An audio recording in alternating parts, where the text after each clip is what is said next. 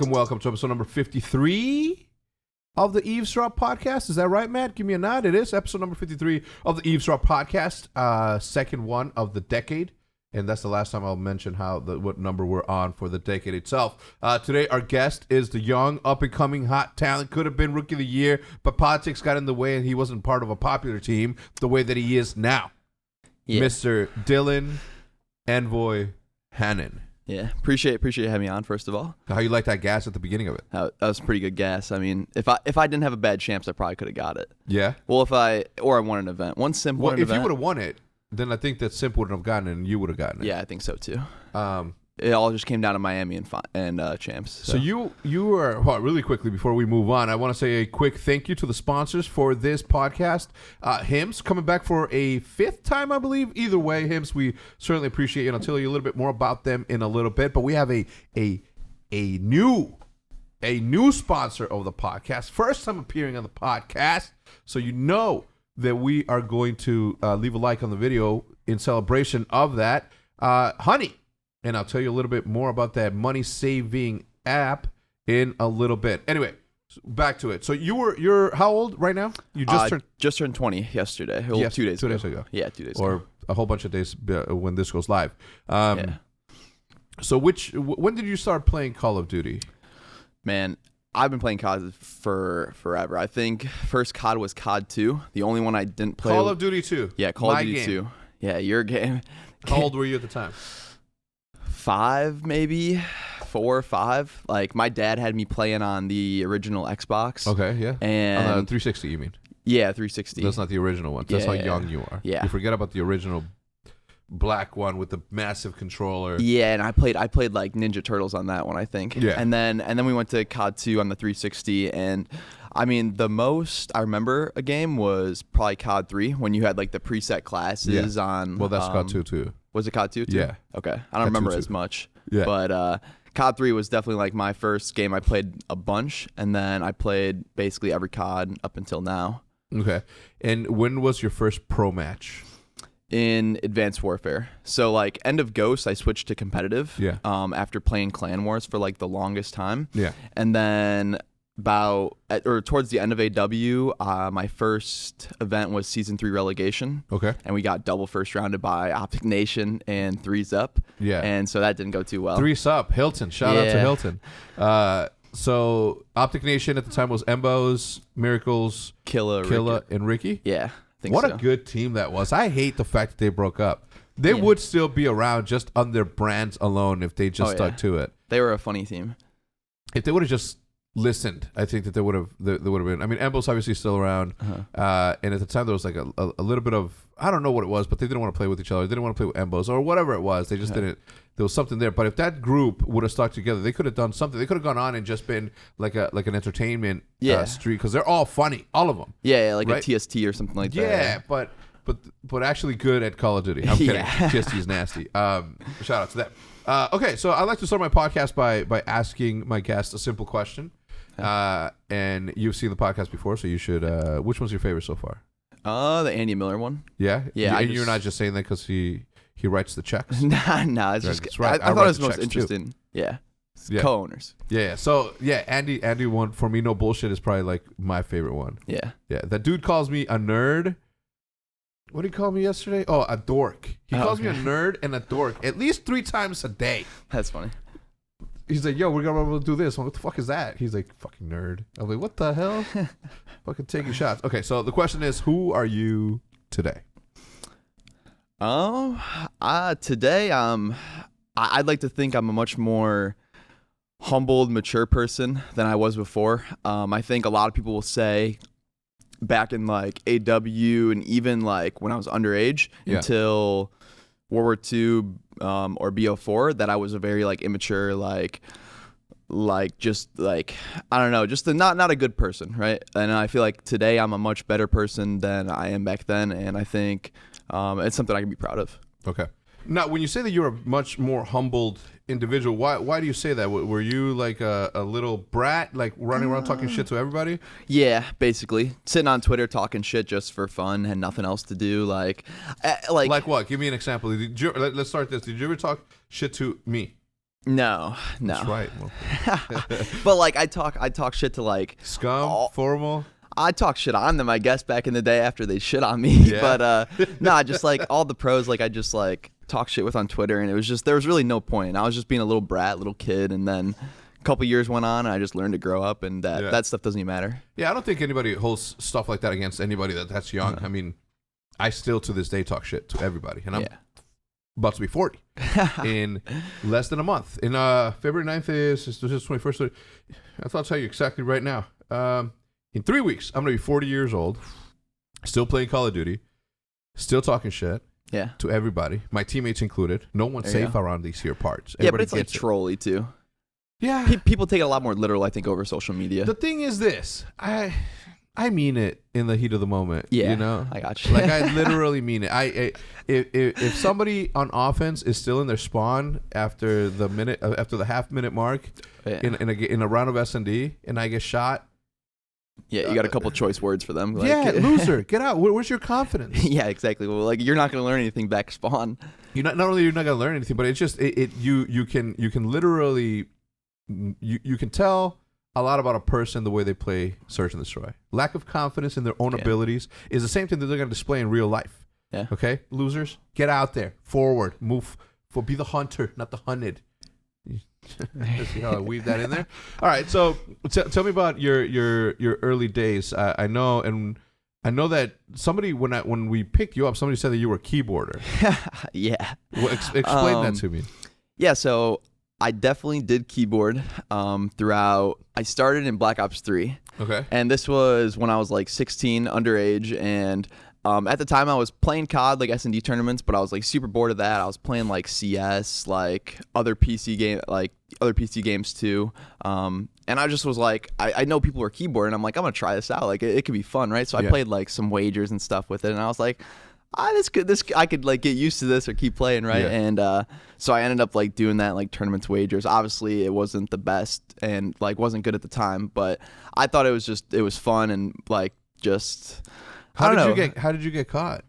Oh, well, the couple times like wait. So we're about to hear a good story? Like the one time a tournament site said that like they couldn't do anything about it in like wagers and stuff. So I was like, okay, I'm going to stream with like a hand cam. This one tournament site, they had said that you can like there's nothing they can do about it in wagers because there's like it's so hard to get proof unless someone's literally like streaming, right? Yeah. So I took that to another level, and I was like, what if I just use like a mouse cam like these CS pros do or whatever. Yeah. So I had a mouse cam and on like a $50 challenge, and immediately a whole bunch of refs were in there, and I got banned on the site. Which site was it? UMG. UMG? All right, cool. So they banned me like 10 minutes after I tweeted out my stream, right? Yeah. And wait, why would you do that? Just to tell like I don't give a fuck? Yeah, exactly. I thought it was just funny, and it was just like in the moment I was like, I'm gonna do it. Fuck it. Yeah. Like why not? And then they ended up banning me. Like I got banned 6 or 7 times for it. Yeah. But like those bans like go away in a couple months. So and now you have cross-platform. So you were already doing what the future was going to be like. You were like, at some point or another, this is going to be the thing. Yeah. Some people, and obviously to each their own. And I personally do believe that pointing with a mouse is a lot easier than with 2 joysticks. Definitely. You know what I mean? It really is. So like, especially with aim assist. Yeah, especially with aim assist. Is it really? Yeah, because if you have aim assist, if you just plug into the console. Yeah, which is like really super cheaty. Yeah. Damn, I didn't think about that. Because when I started playing Battalion, I was hitting shots that I didn't like. I wouldn't like. I was snapping on people. Is what I'm trying to say. Mm-hmm. I was snapping on people like incredibly fast and incredibly accurate. And I'm like, now I know why people think that there's a master race out there. Yeah. Because it is easier to use it. It's not tougher. It's not this, that, and the other. Like people take that sort of supremacy in the wrong terms. Like you're better because you're using something easier to fucking use. You know what I mean? You're not better because you're better. You know what I mean? And that's what? Say something. I'm talking shit. So it's definitely. I think using a mouse too. It's like the muscle memory is a lot more. I feel like natural. Yeah, because you're using like your whole arm instead of just like your little thumbs. Yeah. No, I agree. Look, I like playing it. I would have been playing still on PC if I was able to use what I thought I was going to be able to use, which is essentially controller on PC, but because the cross-platform was getting at some point was getting super tough to get cross-platform matches, and I play on console, Diesel and Hush play on PC, so it's it's a team thing, and I wanted to make it easier for us to find console matches across platforms, so I moved over to that. But little by little, we started to figure out that this is the game where everybody's playing it, and there's always a match to be gotten. There will be that small 20-minute segment in the night every other night where there's not any matches to be grabbed, and nothing but console ones are there. Yeah. Who do you think has the ultimate advantage though from a console perspective? Because you played on Xbox, obviously. Yeah. And PlayStation. Which system do you like the most? I don't know. Does it have to do with the controller? Because to me, it does 100%. Yeah, I mean, I like bigger controllers. I think I use a Scuff Impact, and I think I'm one of the only pros that use one, and it's because it's a lot bigger, like the Xbox One controller, and it's just a lot more comfortable for my hands. So that's why I'd probably prefer the Xbox One. The Xbox 360. Yeah. You didn't play on the one, did you? I played on the one for Ghost. Remember when it was on the one for a little bit? Oh, the Xbox One. Yeah, I was thinking the first Xbox. I like the Xbox 360 controller. For me, it's always going to be the best one. And if you're listening and you want to leave a comment down below, which controller is your favorite controller of all time? Is it the Xbox 360, Xbox One, or the PlayStation? Obviously, the Vantage and the what's the Impact? Other one? The Impact are also options. But I personally like the 360 controller. It's just like I played with it for so long, and that's when I was playing like 8 hours a day every single day, that I felt like this is like the controller that's more. Yeah, that feels more natural. Imagine they have like the like technology they have in Scuffs like now, like back in those like old 360 controllers. Those would be super nice. That's when they came out. Well, yeah, I'm saying like all the like the rings and like the new buttons and stuff. Yeah, like to be able to remove stuff. Yeah. Remove rumble packs. That was never a thing. Yeah. Right. You had to do it in the game. That's how you remove the rumble. I'm a big fan of using rumbles. I don't know why, but I've just been like that. Dude. You play with vibration? Yeah, I used to be able. That's weird. I would throw a stun and check to see if people were there. Yeah. Because, the little thing notifies you, but it's just one of those things.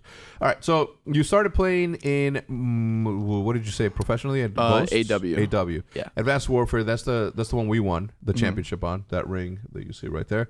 What team were you playing for then? I played on Justice. It was me, Kenny, Assault, and Spacely before really anyone knew the three of us besides Space. Yeah. And it was kind of just like, well, the last event of the year finals, we got 5th, 6th at. I think that's most notable for where people like know us from there. Yeah. But we got shit on by you guys. What's the most money you've ever won in a tournament? Last year, getting second at Miami. I would think it was like $60K for first or second. So, coming out of high school, right? You forego college, you're winning, and you're making like a lot of money. Like how does that impact like your mentality? What do you do with your cheddar? Do you spend it? I've saved most of my money. I'm not too big on like buying like expensive stuff or expensive clothes. I mean, I've splurged Just a bit. shoes? Yeah, I splurged a bit on shoes recently and like a laptop, but otherwise I haven't been spending much. I'm trying to like save it, invest. Me and my dad are looking at ways to invest in like stocks, property, stuff like that. Yeah, properties is my suggestion. Yeah.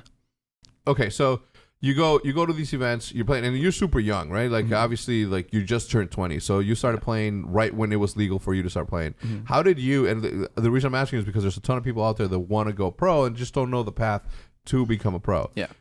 You say you played a lot of wagers. You said you played. How do you get on a team though, right? Because how did you get to play against other people or with other people? Like, how did you get to play with Spacely? How did you get to play with whoever these people were? You know, like how did you get to that point? Like, I mean, some of it is luck of draw. Like when I got the team with Space, it was because Study left their team 2 days before the event, and I got like they asked to pick up my teammate, but instead my teammate was like, "You need a sub player. You should take Dylan instead." And like I went and played. And who was that? Who was your teammate? My teammate was Cells. He's still like an open bracket player now. Yeah. But he like what a dude. Yeah. That's what jump started everything. Shout out to him. Yeah, that's my guy. That's my day one. So. Dude, that's crazy. And nobody else would have done that. No. Nobody else. No one else. I would have been like, yeah, I'll do it. Fuck that. Yeah, it's me 100%. I could play sub. It's like crazy looking back at that and saying like that's what started it all. You know. You still keep in touch with him? Yeah. What's his name? Cells? Yeah, Dylan Cells. My first team in AW had a team of all 4 Dylans.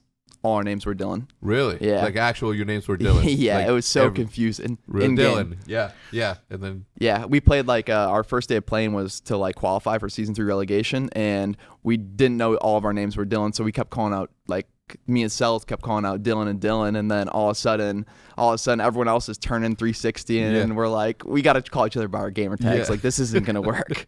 But no, like you just kind of got to work your way up, you know, like you have to find ways to improve on like your own level and like a team level, you know, like what's going to help the team, and like what are you struggling that you got to improve on. Like something that like helps me at the beginning of every game is I play a lot of search and destroy because it helps me get my timings down, learn the game quicker, you know, and search is such a methodical game mode, especially in MW. So it definitely that definitely helps with like your routes and getting know to the maps like right off the break of the game. And then after that, it's just all on like, I feel like yourself of like learning and like pushing yourself to get better and knowing what you got to do. Like, yeah, but you know that it's easy to say now that you're where you're at, right? But like, how do I? Let's say I'm above average. I'm better than every single one of my team, and when I'm playing pubs, I'm at the top of the leaderboard every single time. Yeah. How will someone give me a chance to do that? Do I go out and look at for other people, like, because it can't be me and my scrub friends Hutch and Diesel. Yeah. Well, Diesel's good. Hutch is also good. Anyway, but you know what I mean? Like, there's no real true way for anybody to get discovered anymore. Everybody's got their pack, their crew of people. You know, like you can't join at the time. You couldn't join Optic just because you were fucking good. Yeah. Right? We had players. Like that's not how it works. Like to get on a big org. Or to get on that, like there has to be some way. How do people get scouted? How do people get going on Twitter and say, "Yo, check me out"? Everybody, bro, if I get hit up like 9,000 times a day about that. Exactly. I mean, not anymore, but you know the biggest thing nowadays, I think, is S&D. Like obviously, we've seen like Illy came up this year, and he's been like an S&D kid for 3-4 years now, I think. And I'm trying to think. There's some other people. I mean, I came from S&D. You got like Blast, Full Decimate. Like those guys all came from S&D. So S&D definitely was like one of the bigger things back in the day, but we both know like it's not what it used to be, you know. The prizes and just people in the tournaments, it's not the same. So it's like again, and this is something that somebody needs to figure out, right? And it ain't gonna be me. I have too much shit on my plate, but somebody needs to figure this out, because having the ability to be discovered in a world where there's thousands of people just like you, and what's gonna set you apart is super, super important, right? Because if you go out and you have a group of people, and the sayings like don't turn your friends into teammates, turn your teammates into friends, that whole thing, like that's super, super important. But at the same time, it's like, who else the fuck are you supposed to play with? You know what I mean? How do you tell somebody there's yo, pick me up or try me out or like that? Like it's super, super weird as to how you do that. Yeah, it's not like there's not like an official way or like anything. Like I don't know. It will develop over time. Yeah, that's for sure. But right now, there's nothing. Though, right? Like there's really no true way to do that, because like, and I'll sit here and talk for hours on it in circles too. There is literally no way for somebody to be like, hey, you know, play, and the whole high school league shit. Like it's done so wrong. It doesn't make sense.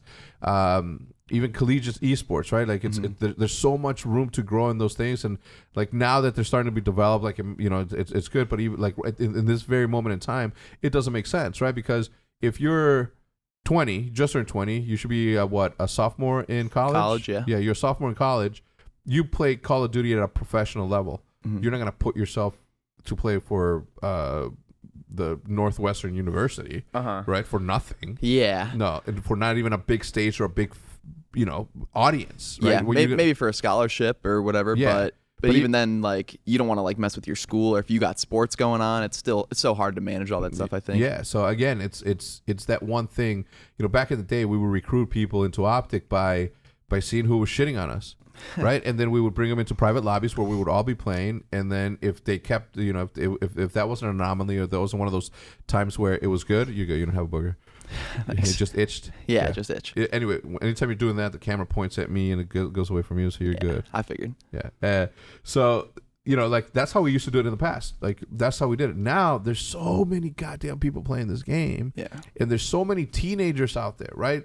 That could be, in essence, better than pro players right now, but they're not going to be able to compete for another 2 years. Like, even as an AM, you still don't have that ability. Like a parent signature required. Like how does that work? And like it's not like back in the, you can't play like as a kid either, you know, like you have to start basically end of high school or like in college when you can even start variant, you know. Like I started variant when I was 14. You can't even do that anymore, you know. Simp, I think I remember playing Simp in like AW, and then like the age limit turned, and he's like 13 or something. Like that guy couldn't play for 5 years. Yeah, he's just sitting around like, well, like you can't even like figure out what you want to do until after high school or starting college. So what do you do, right? Because if you can't compete for money because you're 13 years old, even if you submit a letter from your parents, you still can't compete for money because you're still underage, and it's as much as it's a game of skill, people in the law doesn't necessarily interpret it that way.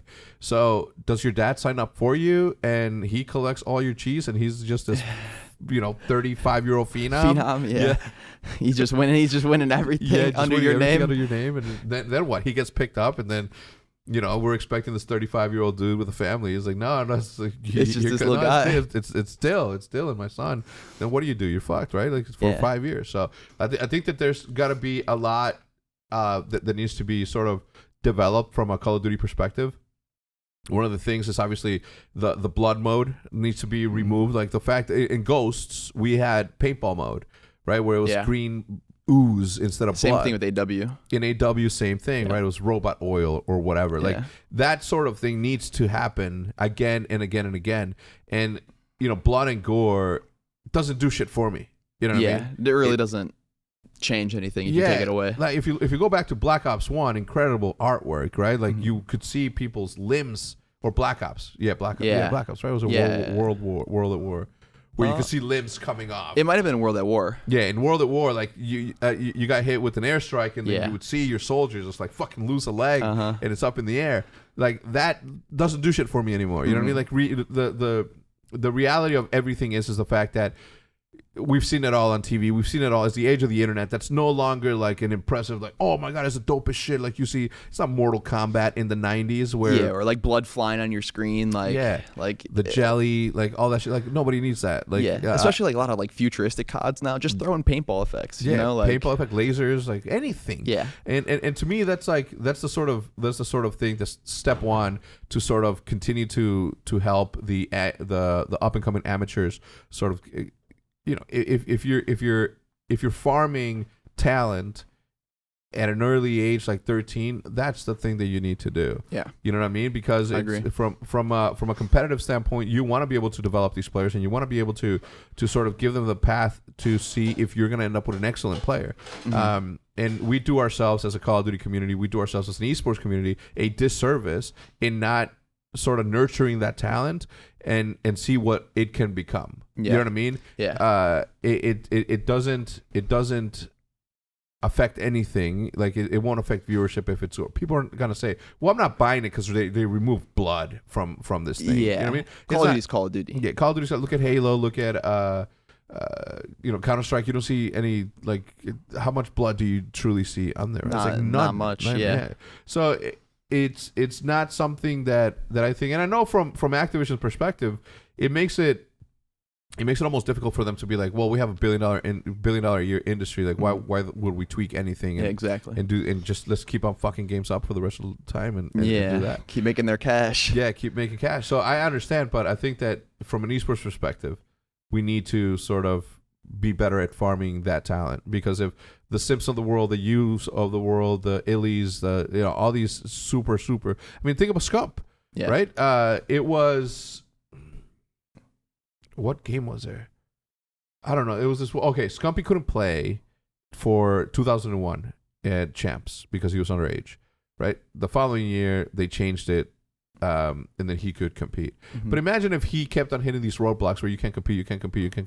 He's going to go play Halo. That's the game that he started out with. And he loses this whole opportunity, and he's just another random dude out there. Yeah. You know what I'm saying? There's probably tons of opportunities that have slipped by like that. People that would be COD phenoms just slipping under the radar because there's no like no system to help them like get to where they need to be. Right. And then you have people that just do it for fun that happen to be really, really good. There was this one guy, this Irish dude.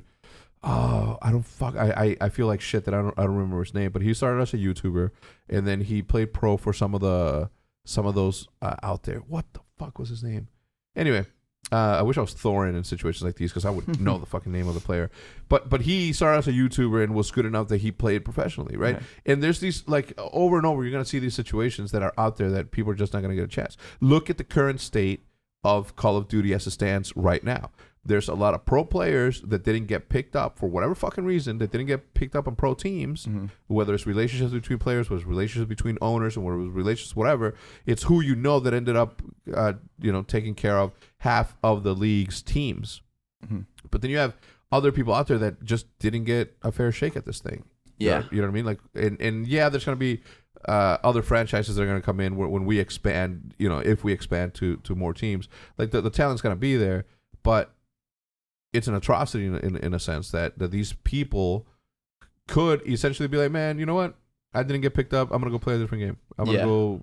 I got to make money somehow. Yeah. I mean, thankfully this year, like, I think for the people that didn't get picked up, I think there's like $1 million in like the challengers, like, prize pool for the whole year or whatever, which is like still really good compared to at least what it used to be, Yeah. Like, I think that's definitely a big step forward, but even then, like you said, like, we're going to expand soon. Those guys will get their opportunities, and that'll be that. But it really is a lot of politics. Yeah. And the other thing is too, is like you play Counter-Strike, right? You're good at Counter-Strike? Yeah, pretty good. Yeah. So imagine, like, if you get, like, what we have to develop everybody and figure out what their best game is, right?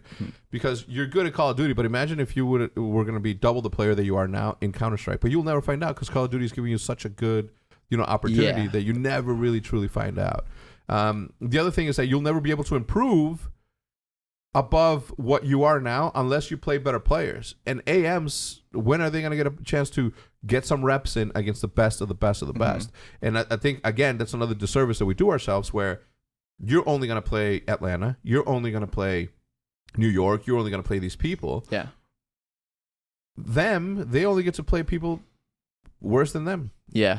I think, like, it's kind of a shame too, because like a lot of the AM teams in this game specifically are like actually pretty good compared to like some of the pro teams. Yeah. And like I mean, there's like a couple, like at the beginning of the game, like UYU, they were like shaking a whole bunch of pro teams and scrims and stuff like that. And like obviously pro teams have gotten better and better because they just usually improve at like a faster rate, right? But like even just to have like if they won the challenges event, or like two like back-to-back challenge event, those two teams won, like the next event they get thrown into like the pro pools or something like that to give them like there still should be like a shot to do that, like back in the day where you could make it out of bracket play and make it out of open bracket and get into bracket play versus the pros, and that's where you could see like how good you were. If you were an AM player, that's where I'd be going in like, okay, like I'm gonna do my best in this match, and then like afterwards you can evaluate, see how good you actually are. Like I think that's definitely important for like your first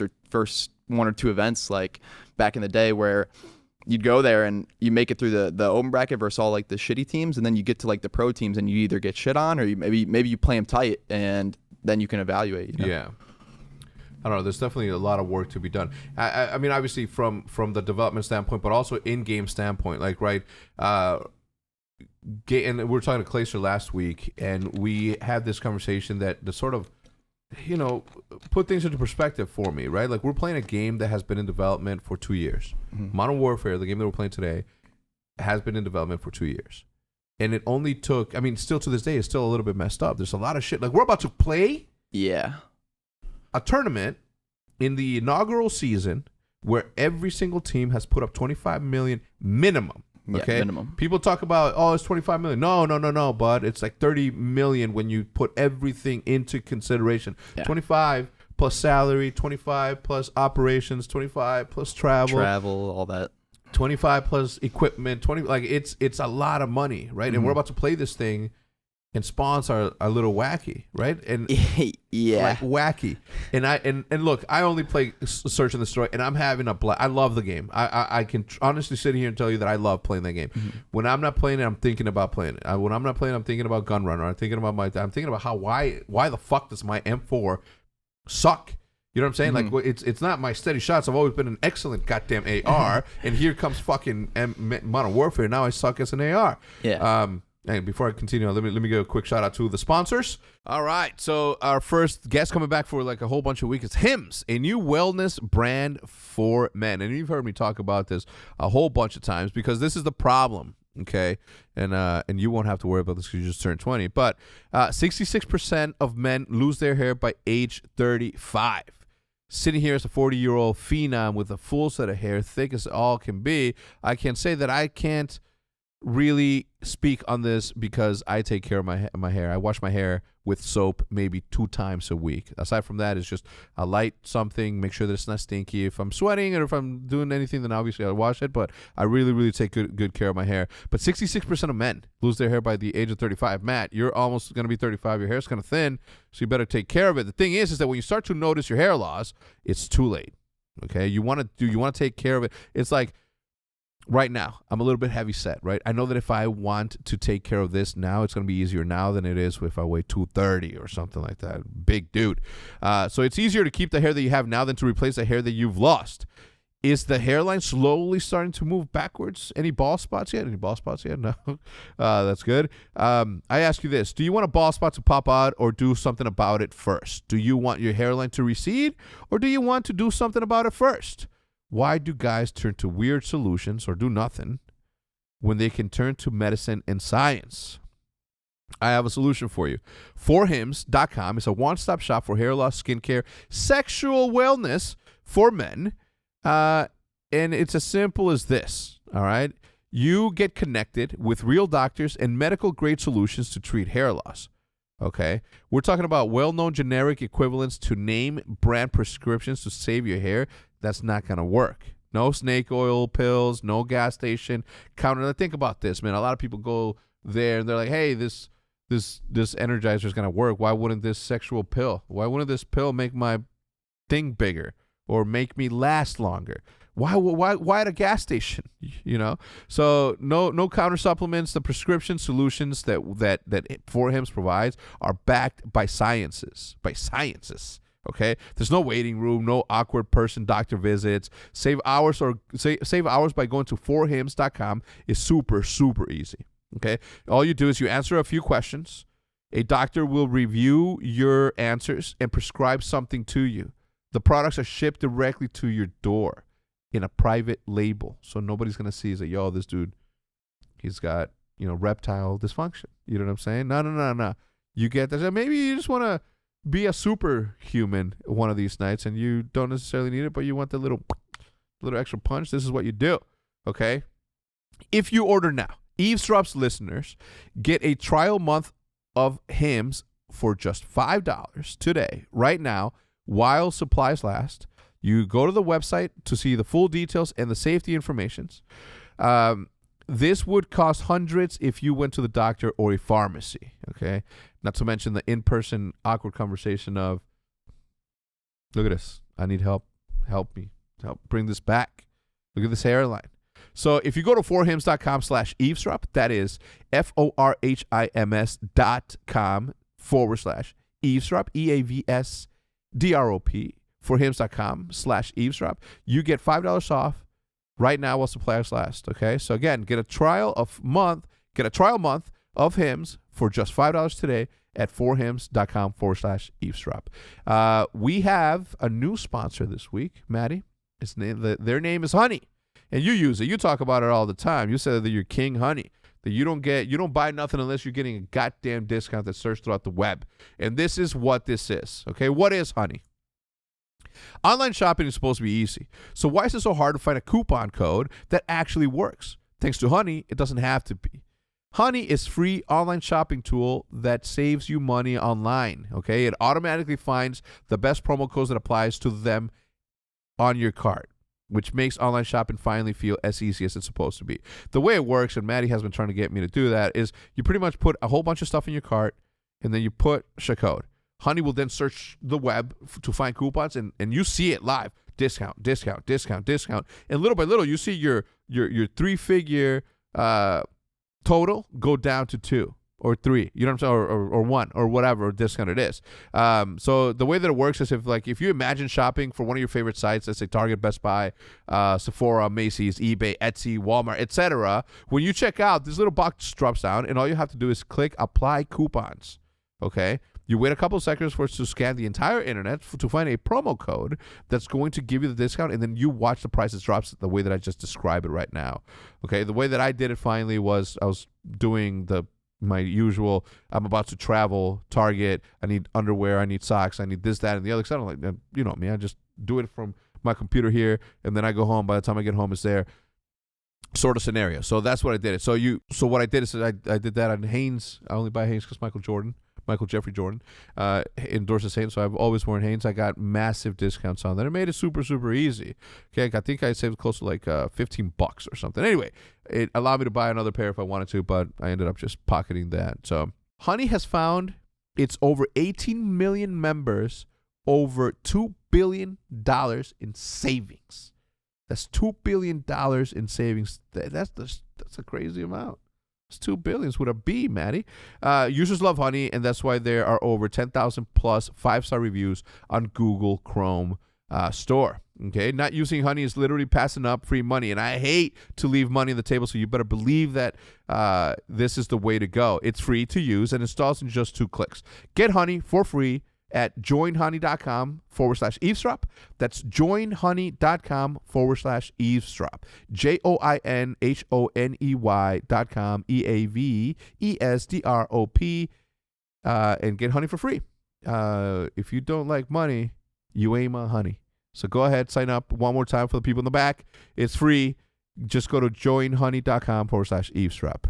So huge thank you to Hymns and Honey for the sponsor this week. So I have this this thing where, has anybody that you know of, and I know the answer to this, has anybody that you know of been asked to come in and talk about the game that's going to be released next year?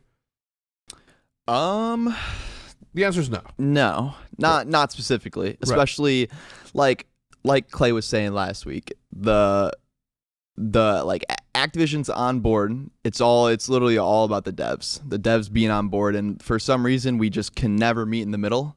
And I think this year specifically, I don't know what Infinity Ward's doing. They just want to be rough on us, it feels like, for no reason. They don't want to work. They don't want to work for a median to just fix some simple stuff. Like BO4 to now, I think we just did a whole 180 competitively. There's the spawns and just the gun balance right now. It could be tuned up a bit. I think the attachments make it a lot really weird, but I don't know. It's a big mess, but hopefully they fix it sometime this year. This is my thing. Why not be transparent? You know what I mean? Why not say, dude, you don't understand. When we move this line of code that says make steps quieter, it has a butterfly effect that fucks everything else out there, right? It fucks, and I think I gave this example last week, but if you remove the level of audio that comes out of the what do you call it, the sound, but it reverberates, and now the minimap's fucked to where you can see who has bomb on the minimap. I think that if we had transparency, and I don't know whether they're allowed to do or not, or I don't know why they're not allowed to, guys, straight up, I'm gonna be honest, okay? We tried. We're trying to make everything happen, but the code is fucked, right? Or we're encountering shit that we don't know how to fix because it's hard coded into the thing or whatever, the lighting or whatever it is. We don't know. We're not devs, right? But if they told us, yo, we're goddamn rocket scientists. You guys just fucking play a game, okay? It's not as easy as just fucking tweaking the fucking, lowering the volume doesn't work with a dial. Lowering the volume works with fucking quantum fucking numbers and formulas. I don't fucking know. But you know what I'm saying? I think that being more forward in that scenario, if people would understand, you know what I mean? One of the first things that I told Matt when he came up, when he started working with me, gave me an excuse one day or something like, listen, Matt, we're going to have a better relationship if you just tell me you fucked up. Don't give me no fucking excuse. Just tell me, yeah, I fucked up. Then I'll get out. All right, you acknowledge you fucked up. Let's move on. Yeah. Right? If they came out and said, yo, yeah, we fucked up. What are you gonna say? It's like, yeah, you fucked up. Like, yeah, I just fucking told you. I just told you that, right? Right. So it makes it other easy. But the fact that again, like there's a game being developed right now, and no one's talking. And I understand, right? There's a lot. There's billions of dollars out there, right? That is not necessarily in jeopardy, but you're sort of in a position to. It's a damned if you do, damned if you don't, right? Because the last thing you want is for these same pro players, me included, not a pro player, but me included as a personality in Call of Duty for the last 2005, 14 years. 14. Right? That's out there, being super judgmental of something that I have no clue about how it works. All I know is that I spawn in and I shoot shit. I see them saying, how can we trust these guys to shut the fuck up? How can we show them the new game and know 1,000% that Hector's not going to tell his best friend Scump that, the game's fucking, it's got to be aight. Yeah, it's going to be okay. Like, I didn't like the artwork. Like, it's an unfinished game. So any judgment that you pass on this fucking game, there's no way to control that. Once it's out of Pandora's box, everybody's going to fucking know. And you can't let that affect sales on $1 billion industry on a public company. So it's like a damned if you do, damned if you don't scenario where nobody's gonna win ever because no one's gonna fucking know what's wrong with the game until it's released to the public. Yeah. And I think that's something we probably will see improvement on, I guess, over the next couple of years of franchising. I assume they're gonna have some way where we can go in and test the new game. I think I'm gonna taking words out of Clay's mouth, but this game was already in development when franchising got announced, right? The game already been in development for 2 years. So at that point, what could Activision really do if it was going to be really messed up, or how much can Infinity Ward fix? And like you were saying about the updates thing, when they update something, usually stuff gets more broken or there's another exploit that happens. And I feel like the biggest thing is we usually get updates right before events, and usually their updates are going to help competitively, but usually they break the game. Last year happened a couple times where we had to play at the league or at a tournament. We had to play on a patch previous because they'd update something and it broke the Maddox, and the whole game was a completely different game, and no one wanted that a day before the event where we couldn't practice. Well, of course not. You practice, right? You're practicing on a different field, right? You're I don't know. Again, it's all about communication. In my opinion, the fact of the matter is this, right? We are children, right? We are children.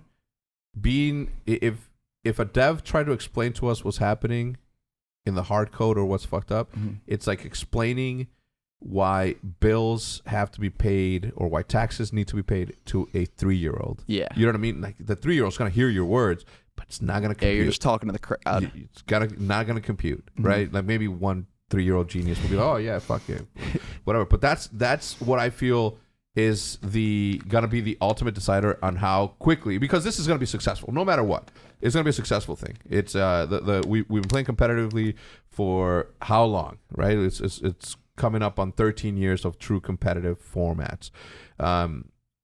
But communication between all three parties, the owners of the IP, which is Activision, the developers, the artists, and us, the sort of interacting force with this thing that's gonna, if all three of us communicate and try to get to a common place to where we can say, yo, this is what we need, don't fuck this up for the people that are actually buying the game, because no matter what anybody says, no matter what I say, esports is this small in comparison to the larger, and it's not just Call of Duty esports wide, right? Not just a video game entertainment wide. Esports is a small chunk, and then within that small chunk, you have your Call of Duty gaming entertainment, $1 billion industry, right? Call of Duty esports, not there yet, but it will be, right? So it's for me, it's a matter of the communication between everybody. I don't know, from a legal standpoint, you gotta trust and believe the fact. And I've said this before. There's 5 floors of lawyers that are telling, what's the guy's name? Michner? David Michner. That's one of the Infinity Ward devs. the Infinity Ward dude that's telling him don't. Yeah. Right. I know that you want to defend yourself. I know that you want to defend Infinity Ward. And I know that what you say may actually defend them and make the pros in that community understand to shut the fuck up. because it's not as easy as tuning a dial. Mm-hmm. But there's fucking 5 floors or lawyers saying you can't. Yeah. Imagine being that. Imagine that fucking frustration. Yeah. Yeah. Especially like those guys get so much backlash, like just on Twitter all day, which I mean, like sucks obviously, but like, yeah, they can't let it get to them. And like, we've seen that this year where people have talked, or like pros and the devs going at it on Twitter for, and it helps no one. It doesn't help the community. Doesn't help us get what we want. And yeah, it's pointless. And then you have Hector fucking tweeting at him saying, remove the flags from A and B. I know where the fuck they're at. You know what I'm saying? Give me the option to fucking remove them. Why am I aiming towards B bomb and I can't see the guy standing behind the fucking banner because you put the banner there? Yeah. Once the bomb's fucking planted, get that shit out of the way. Let that shit, like, I just don't get it. The big blue thing sitting over the bombs for no reason. No reason, none whatsoever. And like it dims out when you do that, but it's still a dark game, so you can hide behind it. Yeah. Anyway. So again, we're never going to get to a point to where people are going to be okay with it being the way it is until the communication starts happening. Now that we went into franchising and now that the league has started, what was your path to land on my team? How did you get here? Oh, right, because I'm gonna be honest, and I mean this. As much as I like to pay attention to competitive like Call of Duty and esports, like I knew your name, I didn't know your face because I didn't sit around and watch Gen G matches. I don't. That goes for every other team, not just yours. We smoked you guys last year, but but I never really like, you know what I'm saying. I saw the names like Envoy, you know what I mean. But aside from that, like your face, like all that, like it was just nothing that I paid attention to. I was pretty brand new last year too. I met you, I think, first at the boot camp here for Miami. But the off season, it was weird going to the off season because like I've been around for like 4 or 5 years now, but like only been through like 1 or 2 like little roster change or like roster periods, right? And this is like the biggest of them all. And like I didn't know who I wanted to team with. I was kind of just keeping the options open, and then so you did have options. I did have options. I had a lot of options. So think about that, right? Where there were many pros shuffling around, right, to see if they were even going together. You had options, so you didn't have to deal with that stress. I think like it was me and like Alec. We kind of like talked to each other beginning of the off season. We were gonna like shop ourselves around as like a duo or whatever, and because it was just good to stick with someone, like because if you have 2, it's obviously more impactful. Like, of course, if you're gonna like pair with like a 2 and a 3 or whatever. I think that's basically what happened. It was me, Pierce, and Alec, and then we came to Seth and Matt or whatever, and that was that, right? But before that, me and Alec were talking with some other orgs. And how did you and Alec come to? Because you guys didn't team together. Yeah, my coach last year, Joey, he was like, he's really good friends with Alec, and eventually I just ended up like kind of getting into their circle throughout last year, and Alec beat me a bunch, and I was like, this guy's a really good AR. Why would I not want to team with this guy, or like make this guy who like my duo to like to go to these teams and say like, we'll help jumpstart your team. We're 2 guys that you can trust. Like, let us find other 3. Yeah. So that's why I went for Alec. I mean, he's a fucking tank. So of course. Yeah. But I mean, off season was weird. I don't know. You guys, I think like Seth and Matt just, I don't know why, or like what was going on with your guys' situation, but like they kind of came into it at the very end of it. So it was just like a split-second decision, and we kind of just full sent it and went here. Yeah. So what's crazy about that? One day I'll be able to tell that story. But it was. Look, we're here now. I'm glad that the team that we have now is the most talented team we've ever had, in my opinion. But the domino effect that we were going through to, like, it was one move. Yeah. It was one little thing that I'll be able to tell the story some other time. But it was this one decision that I would have never in my fucking life made had I not taken a year off to do that. My brain wasn't thinking the way that Hecz was thinking in 2015, 16. When I was when I was in control of every single aspect of my life. Yeah. Nobody farted and I didn't know who it was that did it. You know what I mean? Like that sort of control. I knew where everybody was at all times. I knew who everybody was talking to. Any little thing that was happening was not there, and I stumbled and that missed, but. Everything happens for a reason. We're here. I'm glad that it's working out the way that it is because you're literally across the street. I love it. You work out of here, which is fucking awesome for me because I like the space to be filled with the spirits of competition. So I'm hype about that. But it was weird. So teaming with Seth and Formal and obviously Arcides and Pierce. How's that been? You know what I mean? Because you're the youngest out of all of them. Mm-hmm. They've all won a championship.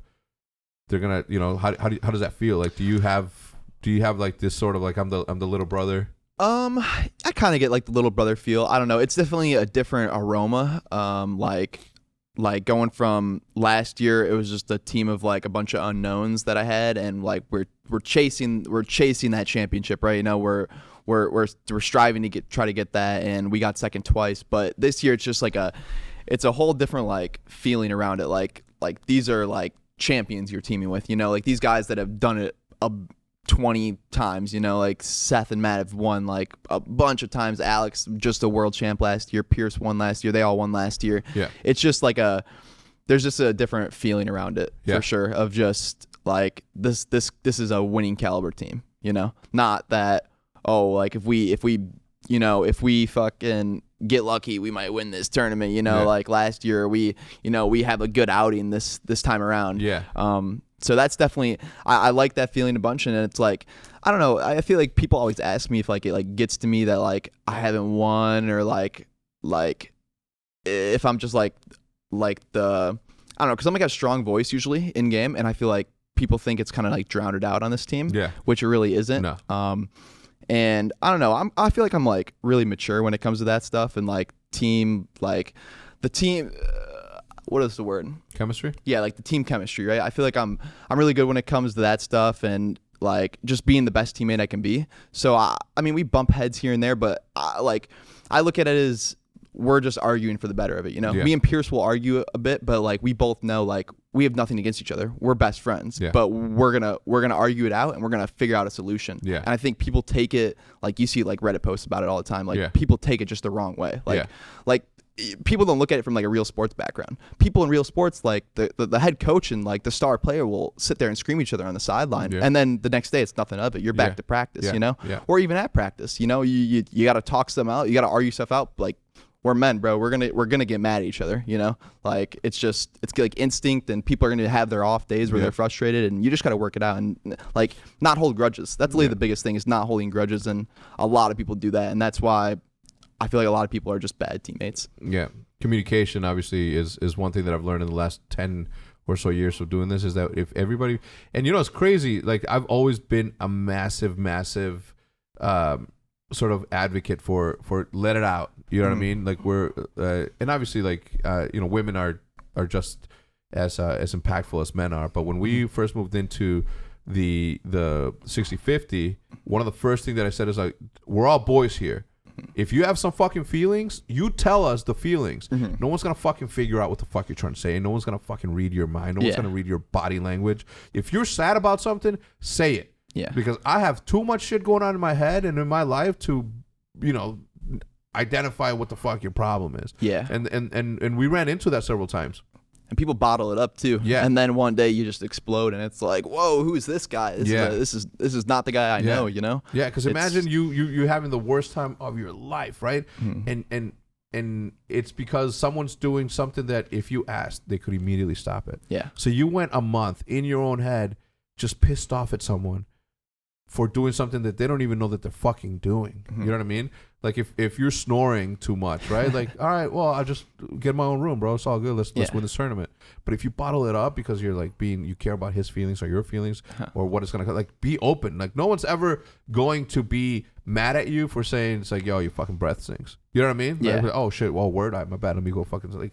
Yeah. It's better. Yeah, you know exactly. I mean? And like, thanks, bro. Like, thanks for letting me know. So I'm glad that like, and I don't know what it is, right? Because in traditional sports, growing up, I played in many basketball leagues. Me and my friends would get into arguments, and if it got to the shoving, time, then we still did it, right? There was no, I'm fucking out of here. Leave the Discord or leave the team speak. Yeah. That lingers. That negativity lingers, and it'll build up and build up and some negative. Where in traditional sports, two dudes are right there, and they're going to hammer out. They're either going to punch each other, or they're going to get to the point to where they're about to punch someone and say, you know what, that's my dude, I can't hit him. And he's going to be like, oh, that's my dude, I can't hit him. But if they get separated, then I'm thinking, like, damn, was he really about to fucking hit me? Then he was about to fucking hit me. Or another guy steps in and goes, wait, man, you guys are just too hot, like too hot-headed right now. Just give it a break. But separation completely is just or hanging up on that thing. It just lingers, right? Because then I'm gonna be like, damn, he was about to hit me. Next time I'm like, I have resentment because I thought we were better friends than we are, right? At least that gets solved in that span of heated moments. Exactly. In esports, it makes it tougher when you're separated and you can easily leave the Discord, hang up your phone, don't check Twitter, and just go off, right? So I think again, communication, chemistry, and all that shit is like the ultimate go-to. Gamers as a stand, they're super introverted, right? Like they're used to, especially in this day and age, right? Like in this millennial sort of age where shit just isn't what it once was from a competitive standpoint. That's why, again, speak your mind is like the best policy that anybody can have. Because if you have a problem and you don't say it, people are going to continue to do that shit, and they're going to make you madder, and you're going to resent them for something they don't even fucking know. And then when you finally blow up, they're going to be like, damn, that's fucked up that you didn't tell me. Now you're mad at me for no fucking reason. Now I'm mad at you, and blah blah blah. The fucking cycle continues. Going into this year, we're about to play. This is the first, like, tomorrow as this video, or the day after tomorrow as this video goes live. Wait, when is this going live? Today? Right away. Anyway, we're about to play our first match. Yeah. Our first match is against Dallas. First match of the league against Dallas. And then after that we play LA. So this is one of the main reasons that Matt and I wanted to put you on is because have you ever been on a podcast? Like once. Which one? The EGL one. That like Bryce, Tacular, and C-Ton or whatever hosts. Tunny? So good boys. Okay. I wanted to catch you now because in a year, after you have a full year of competition, you're going to be a completely different person. Because although you have competed in the past, every single time you played against the green wall was super, super loud. Now that the green wall is going to be on your side, it's a completely different story, right? And it'll change you, right? It'll change. You'll go from signing 2 to 3 autographs here and there, taking 2 to 3 pictures, to taking fucking 15 pictures every single time you're walking out to go somewhere. So it's going to be a different experience. And I want to catch you because we made a podcast with Courage, as Courage was at a maybe 30% uptick, right? We made that podcast. We were talking. Literally 6 months after that, he's Courage, the superstar fucking gaming entertainer that he is today. Huge content creator. Huge, massive personality. Like we're talking about going from, call it 125,000 followers to 2 million followers, right? Like the nuts. massive change. 10,000 subs on YouTube, 60,000 subs on YouTube to 3 million subs on YouTube. That change. Yeah. That changes everyone. Yeah, everyone, right? So when we do the podcast, because I'm gonna do it back, I'm gonna do it again with him, like that. The questions are gonna be positioned, and so and it, you know what I'm saying? Like it changes everything. So I wanted to catch you right before we went out. What are your predictions? I think we're gonna go 2-0. Yeah. I think Dallas is gonna be the toughest out of the two, but I think we haven't scrimmed them in a while, like strategically. So they don't know like our tendencies, maps, and all that, just like the normal stuff. And I think that's gonna catch them off guard. So I think we can take it versus them. And OGLA, like I think it'll be a pretty easy match. Yeah. Who do you think is the biggest threat right now? Team wise, player wise. Let's start with team. Team, I think Atlanta. Yeah. I think Atlanta and Dallas are definitely pretty close. I just feel like Atlanta is like just a safer bet, just because I mean, like Illy and Shots are both disgusting, right? But you just like it is LAN. It is going to be like their first time competing in a major or on that stage. Like it is a different feeling. It's not the same playing at your house. I mean, went through that in AW, went through that all last year. Like it's not the same, and you feel like a different person at those events. So I definitely say Atlanta's the safer bet out of the two. And then player wise, that's a tough one. Yeah. Player wise, this game's so weird. I don't know. Like right now, you got probably someone on Atlanta, a BZ Sim, Celium, something like that. But we'll have to see. We'll have to see. That's a disgusting team. Yeah. What's disgusting about that team is that they're all so young, right? So they're and short. yeah, they're gonna be. Well, how tall are you? 6'1"? 6'1", 6'2". Hell yeah. It's gotta be crazy because they are going to be nasty for the next 5 years. You know what I'm saying? Just think about that in that perspective. One of the things that I wanted to have on this team was young talent, right? So when they're like, all right, we're picking up Envoy. How old is it? 19. I was like, fuck yeah, because that's what you're gonna be, right? You're gonna be nasty for the next, if everything goes well, 4 to 5 years, right? So you're gonna see this sort of passing of the torch where you have.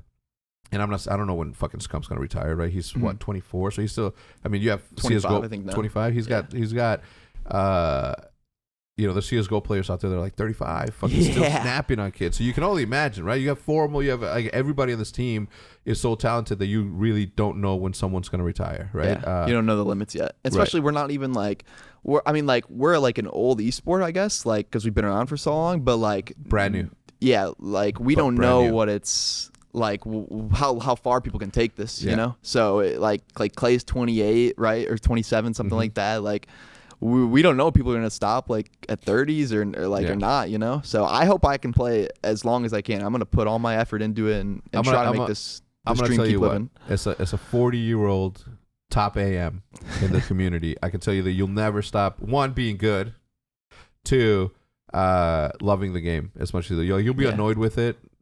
Look, if I was as good as you guys and I could play fucking Respawn, I can only imagine how much more fun or time away from work it would take me, right? I'm only good at S&D because that's my favorite game. I've been playing S&D for the past 15 fucking years.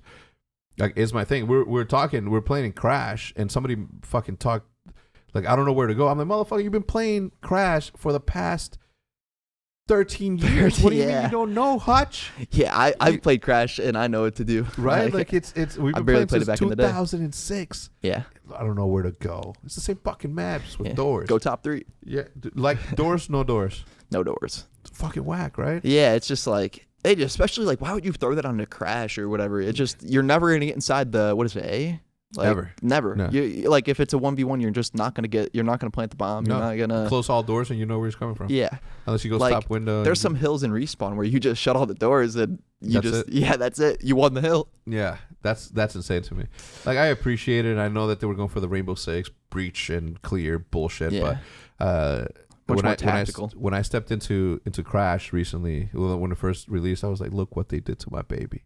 I was just like, look what they fucking did to me. It's disgusting. But I'm having a lot of fun playing it. All right. Well, listen, I appreciate you coming on. I'll see you maybe in a year and a half back on. I mean, I'll see you every day, but on the podcast, we'll see where we're at. Maybe we'll do a team one and get it rolling. But from an individual perspective, I'll probably see you in like a year and go from there. Yeah, all right, brother. Good luck. And I know that I'm saying good luck in a very self-serving way, but I do wish you luck, and I hope that you beat the shit out of everybody. Appreciate it. I'll try to make that come true. Hell yeah! All right, everybody. Thank you so much for tuning in. If you guys enjoy the podcast, please remember to share it with somebody. Leave a rating if you're listening to this on iTunes. It helps a ton, and more importantly, just enjoy it. Take your time, listen to it, come back and listen to it again. And a huge shout out to Honey and Hims for sponsoring the podcast. Certainly appreciate it. And thank you very, very, very much. Matt, hit them with the music. Goodbye.